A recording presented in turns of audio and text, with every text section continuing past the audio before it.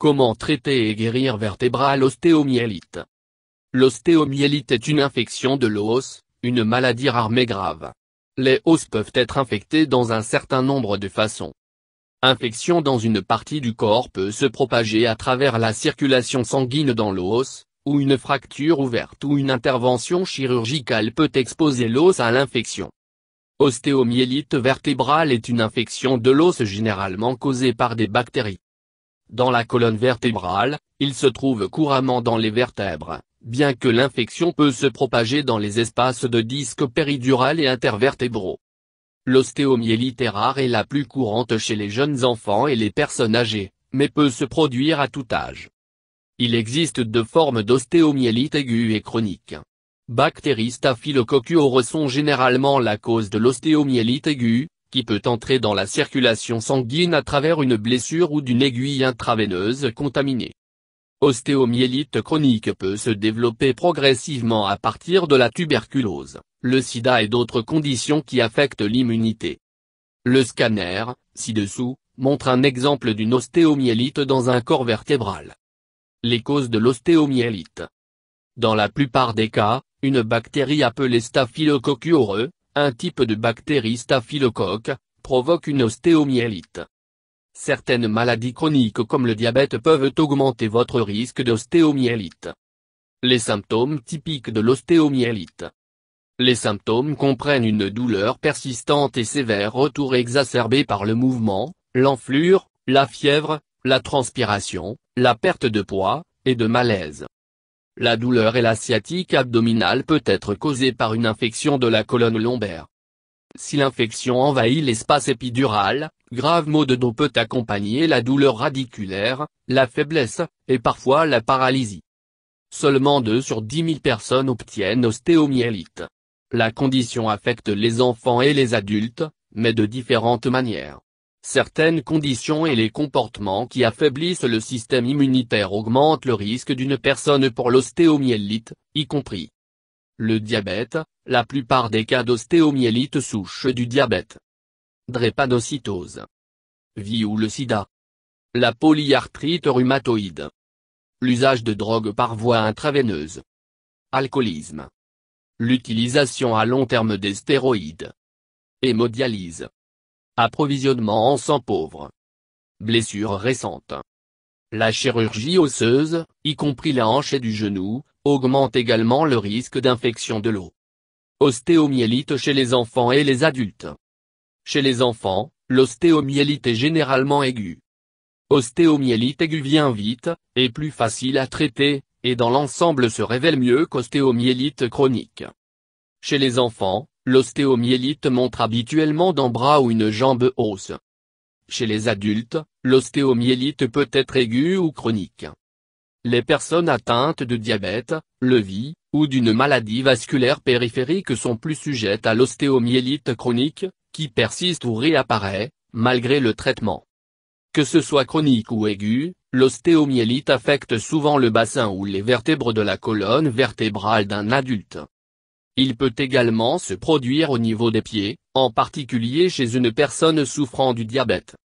Les symptômes de l'ostéomyélite. Ostéomyélite aiguë se développe rapidement sur une période de 7 à 10 jours.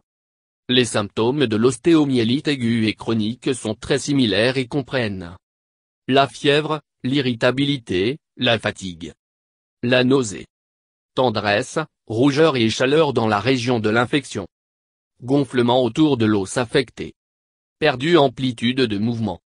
Ostéomyélite dans les vertèbres se connaître par graves maux de dos faits, surtout la nuit. Traitement ostéomyélite. Déterminer si une personne a ostéomyélite est la première étape dans le traitement. Il est également étonnamment difficile. Les médecins comptent sur les rayons X, des tests sanguins, l'IRM et la scintigraphie osseuse pour obtenir une image de ce qui se passe. Une biopsie osseuse est nécessaire de confirmer un diagnostic de l'ostéomyélite. Cela permet également de déterminer le type d'organisme, typiquement les bactéries, ce qui provoque l'infection de sorte que le bon médicament peut être prescrit. Diagnostic. Le traitement immédiat est nécessaire en particulier en raison d'un éventuel déficit neurologique, par exemple, la paralysie. Une radiographie révèle l'emplacement de l'infection, des modifications ou des changements osseux et la perte de la hauteur du disque intervertébral.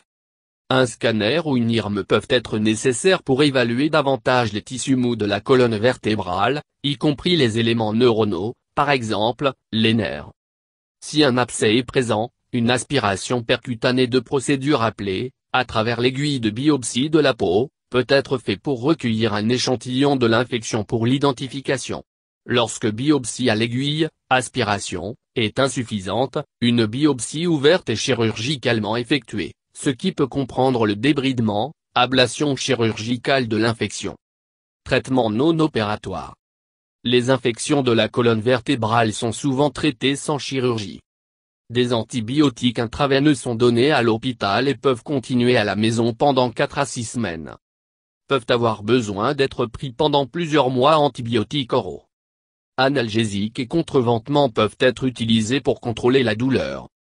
La chirurgie peut être envisagée si un traitement antibiotique échoue, neurologique présente de déficit, une déformation se développe ou progresse, ou d'os ou de tissu infecté est nécessaire. Chirurgie.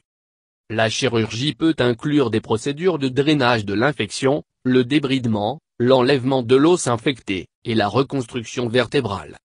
Une instrumentation rachidienne est la fusion des procédures chirurgicales qui peuvent être utilisées pour traiter la difformité vertébrale et pour assurer une stabilité permanente à la colonne vertébrale. Ces procédures se rejoignent et se stabilisent au niveau où un élément de la colonne vertébrale a été endommagé ou enlevé, par exemple le corps vertébral. Instrumentation mais implique l'utilisation de tiges, des vis, des dispositifs intersomatiques, des plaques, ou d'autres dispositifs pour stabiliser la colonne vertébrale. Fusion peut impliquer l'os du patient, autogreffe, et ou allogreffe, donneur d'os, ou d'autres types de matériaux de greffe.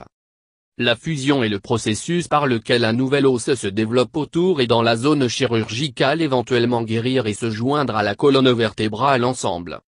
Récupération. Des antibiotiques intraveineux ou médicaments antimicrobiens donnés à l'hôpital peuvent continuer à la maison pendant plusieurs semaines. Peuvent avoir besoin d'antibiotiques oraux ou des médicaments antimicrobiens à prendre pendant plusieurs mois, même après le traitement chirurgical. Le traitement est axé sur l'arrêt de l'infection dans ces pistes et de préserver autant que possible la fonction. La plupart des gens avec ostéomyélite sont traités avec des antibiotiques, la chirurgie, ou les deux. Les antibiotiques aident à apporter l'infection sous contrôle et permettent souvent d'éviter la chirurgie.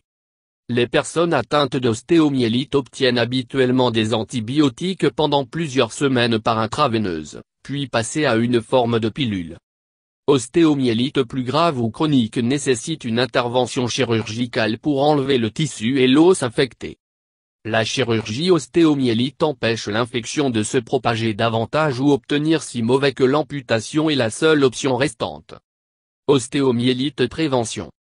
La meilleure façon de prévenir l'ostéomyélite est de garder les choses propres. Si vous ou votre enfant a une coupe, en particulier une coupure profonde, lavez complètement. Rincez toute plaie ouverte sous l'eau courante pendant 5 minutes, puis bandez dans des bandages stériles. Si vous avez une ostéomyélite chronique, assurez-vous que votre médecin connaît vos antécédents médicaux afin que vous puissiez travailler ensemble pour garder la condition sous contrôle. Si vous souffrez de diabète, une attention particulière à vos pieds et contactez votre médecin dès les premiers signes de l'infection. Le plus tôt vous traitez ostéomyélite, le meilleur. Dans les cas d'ostéomyélite aiguë, le traitement précoce empêche la condition de devenir un problème chronique qui nécessite un traitement continu. Outre la douleur et les inconvénients d'infections répétées, l'ostéomyélite sous contrôle fournit tôt les meilleures chances de guérison.